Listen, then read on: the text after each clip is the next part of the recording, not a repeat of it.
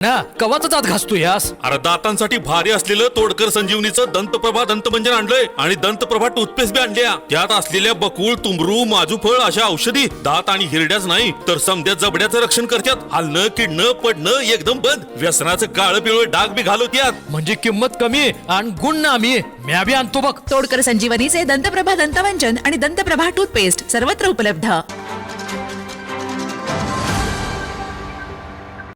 आज शनिवार दिनांक 30 मे रोजी आपल्या शहरातले आमदार श्री क्षीरसागर साहेब जे प्लॅनिंग कमिशनचे चेअरपर्सनही आहेत, मित्राचे उपाध्यक्ष आहेत, त्यांच्या समवेत सर्व गाळेधारक आणि त्यांच्या प्रतिनिधींसोबत बैठक झाली.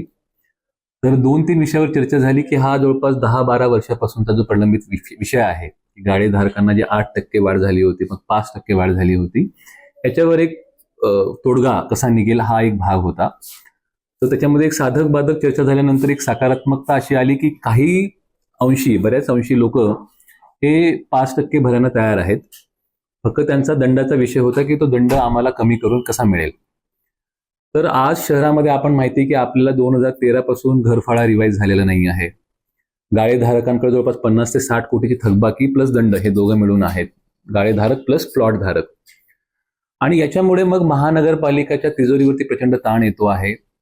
आपल्याला माणसं वाढवताना पगाराला सुद्धा पैसे नाही आहेत.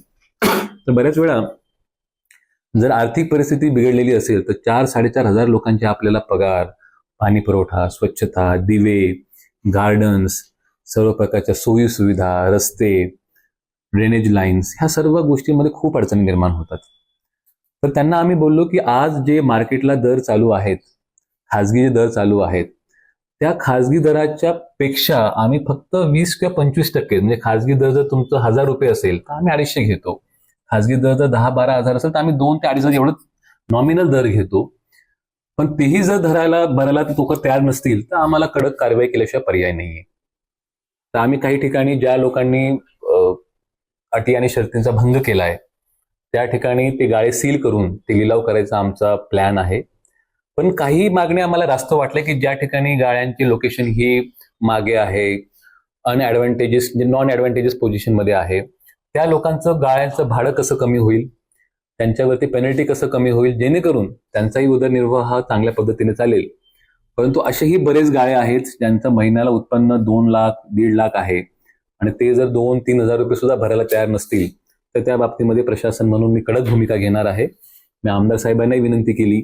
शेवटी म्हटलं महापालिकाचं उत्पन्न चालणं आणि उत्पन्नाच्या माध्यमातून सुखसुविधा सर्व नागरिकांना भेटणं ही आपल्या सर्वांचीच जबाबदारी आहे आणि आमदार मोदयांनी त्याला स्वीकारलं की आपण एक चर्चेतून याच्यामधून मार्ग काढूया. तर पुढच्या 1.5-2 महिन्यामध्ये आम्ही दर आठवड्याला region wise, zone wise meeting घेऊन कुठल्या परिस्थितीमध्ये काय प्रायव्हेट दर चालू आहे, त्या भागातले रेडिरेक्शन रेट कसे आहेत आणि अशा पद्धतीने प्रत्येक ठिकाणी चर्चा करून त्यामधून मार्ग काढून हा जो 12-14% जो प्रश्न आहे हा कायमस्वरूपी निकाली काढण्याचा आमचा प्रयत्न आहे. आता त्यात जवळपास 27 त्यांच्या वेगवेगळ्या झोन्स आहेत, त्यातले प्रतिनिधी येऊन त्यांची संघटना बनवून त्यांच्यासोबत माझा प्लॅन आहे की दर आठवड्याला त्यांना 1-1.5 तास चर्चा देऊन आठवडा किंवा 10 दिवसात चर्चा करून हा प्रश्न मार्गी लावायचा. फक्त माझं नागरिकांना एवढंच आव्हान आहे आणि गाडीधारकांनाही आव्हान आहे की आमचे दर खरंच वाजवी अल्प दर आहेत, खूप जास्त दर नाही आहेत, परंतु महापालिका आपली सर्वांची आहे. महापालिकाचं जर उत्पन्न वाढेल तर शहराच्या सुखसुविधा वाढतील आणि त्याच्यामधून हा एक उत्पन्नाचा भाग म्हणून मी त्याला बघतो आहे आणि याच्यामधून मग आपल्याला सर्वसामान्य जनतेची कामंही करता येतील. धन्यवाद. परवा सर आपण